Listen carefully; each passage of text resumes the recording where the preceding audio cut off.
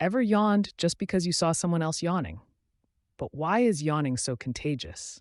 Scientists think it's linked to empathy and social bonding. When we see someone yawn, our brain mirrors the behavior, almost like we're syncing up with them. Even pets like dogs can catch yawns from their owners. So the next time you yawn after a friend does, it's not just tiredness, it's your brain connecting. Subscribe to Myth2medicine for more quick science behind everyday body mysteries.